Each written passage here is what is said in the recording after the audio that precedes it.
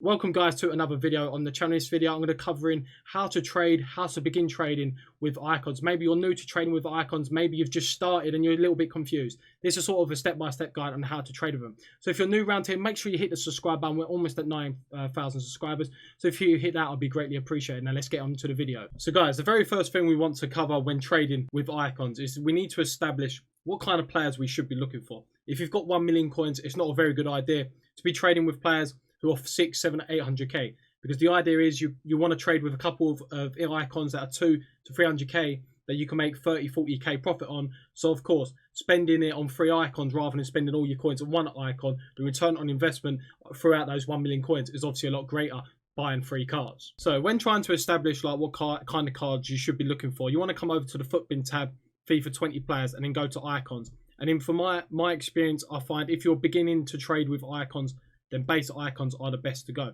So as I was saying, talking about 1 million coins, if you've only got 1 million coins, it's not a good idea to be trading with players who are 8 or 900k, because as I said, because of the fact that you can only buy 1 of them and you might have to wait 4 or 5 hours. So the best way to approach this is to obviously go on here, the minimum and max price. So the maximum price, if you've only got 1 million coins, for me would be 300,000, and then the minimum would be 200,000. So what this will do, we'll just sort of filter the players that base icons that are, bear in mind, are out of packs, and because they're out of packs and because of weekend league rewards, etc., and obviously whatever EA dropped during the week, these prices fluctuate pretty much every single day because of the fact these base icons are out of packs.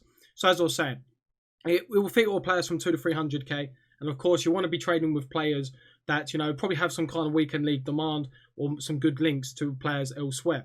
So a player that I've just saw that's in the top 4 is Edwin van der Sar, and the reason why I say Edwin van der Sar is maybe a good player to begin with is because he's got links with Team of the Year De Ligt, Van Dijk, Team of the Year Van Dijk, obviously just De Ligt in general, and then of course then you can branch off to other players such as Wijnaldum, De Jong, so forth.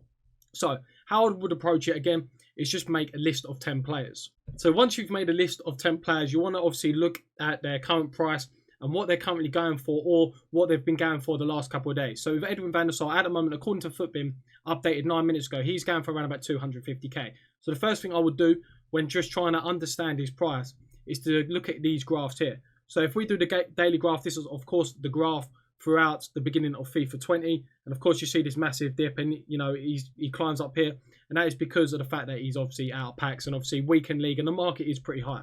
So what we want to be trading is based on daily fluctuations and maybe even weekly.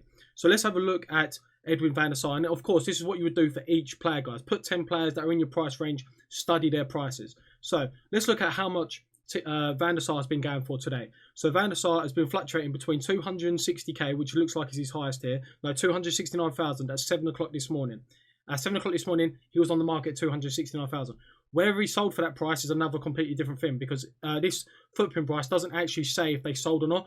But I can tell you now, if he's probably that cheapest on the market, he probably did sell. So of course, right now you can see he goes for 240,000, 238,000. That was at 4 o'clock. So as you can see, he's already actually tried to increase a little bit, because up here he says that he's going for 250k. So this 238, 240k is probably his lowest right now. So the idea is, can we pick this card up for maybe his lowest price and then sell him a bit higher? And what I would do is don't just concentrate on the today's prices. Always look at the maybe the night before. So let's just have a look at yesterday. So it will be Saturday, because I'm recording this Sunday evening. So let's have a look at what price van der Sar went for on a Saturday.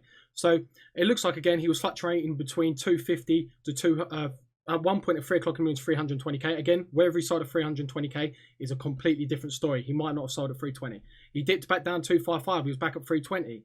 He went back to 250, 285, maybe another reasonable price. And again, 289,000. So guys, I am going to be showing you some trading methods that you guys can use later on in the video. But I'm just giving you an example of some players that you guys could maybe use, or just trying to understand. So 289,000. And again, he drops to around about 230, 240. So going by Footbin, it looks like 240 is our price. So for that 1 hour, if that card is 240,000 coins, maybe we can pick up this van der Sar a little bit cheaper on open bid, because his lowest buy now maybe 240. But if there's open bids on at that time, can we pick this card up for 230? Because if we pick this up for 230, we've got the potential to be possibly selling this card for 270, 280,000 coins. So the final thing I want to talk about, guys, before we get into some possible trading methods regarding how to trade with icons, of course, is that I want to talk about how Weekend League impacts a player's price. So, of course, Roy Keane is a player that I've traded with before. It's a player that I've had a lot of success with. Wherever you guys will have success with him is a completely different thing. You have to find your own players within your own budget. But I want to show you how these player prices are affected by Weekend League. So, of course, what I do, guys, you can go to the graph and you can sort of filter it from January the 12th to the 25th, whatever parameters you want to be looking for.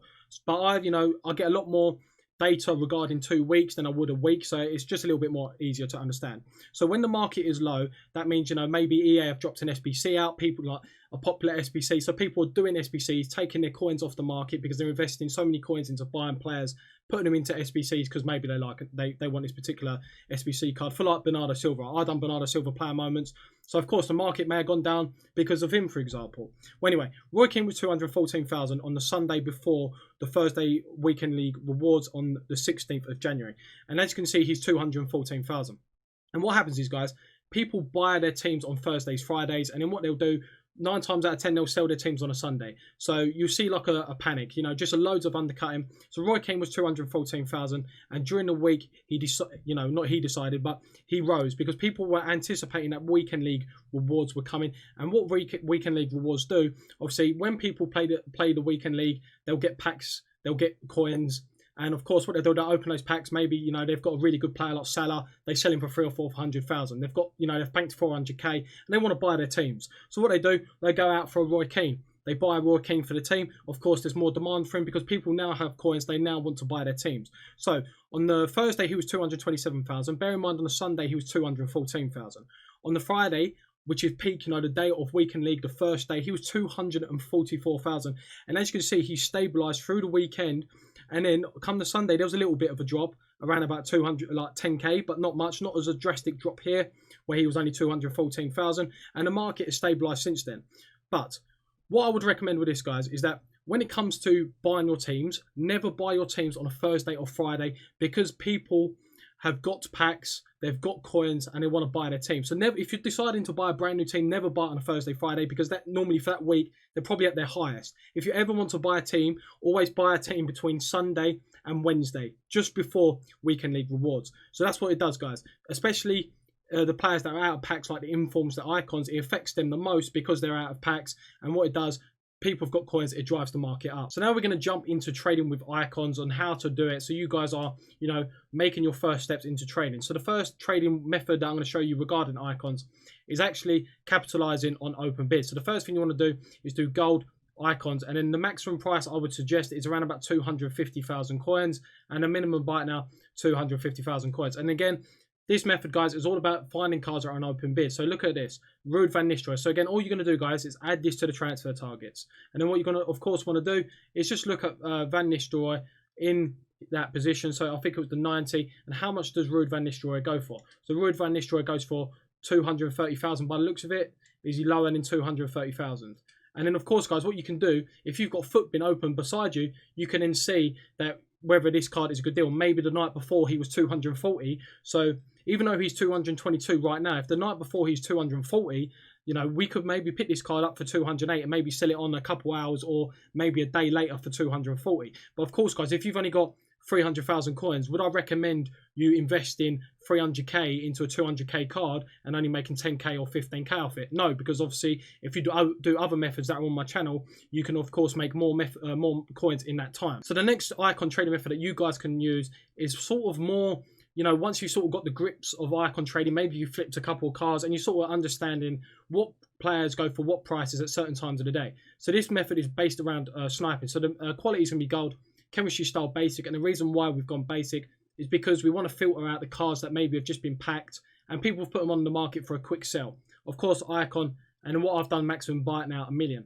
So of course, guys, if you've only got 1 million coins, then maybe filtering it where maximum buy it now is only 300 or 400k. So you can pick up cards within that range. So what you do is obviously you search, and then what you do is just try and go to the 59th minute to see if there's any good deals. And then of course, once you get to the 59th minute, on Sundays when there's quite a lot of cards on the market, it may take you a little bit of time, maybe like 30 seconds or so, which is taking me this long. I will eventually get to the 59th minute, and then what I'll do is obviously scroll through those cards to see if there's any players that have been sold on the cheap. So we're coming to the 54th minute, any danger now. So right, the 57th minute. So what we do now is just go through and just see what players maybe that have been put up that are, you know, reflecting decent value, or if there's no snipes, what you can do, guys, is just maybe add that player to the watch list and try and see if you can win him on an open bid. So this method that I'm going to show you guys is, of course, you know, once you've gone on Footbin and you've identified 10 players that you would like to trade with, then the example I showed you with Roy Keane, what you can do is obviously search them up individually and see how much they go for in that hour